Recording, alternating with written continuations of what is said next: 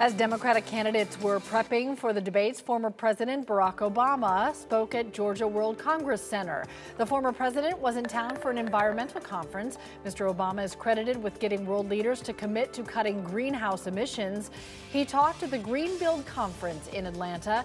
He was not asked any specific questions about the impeachment hearings for President Trump, but when asked about the most important thing when it came to building his White House staff, he said, quote, "Building that culture of integrity, and that includes operating with integrity and not being remotely close to the line," end quote.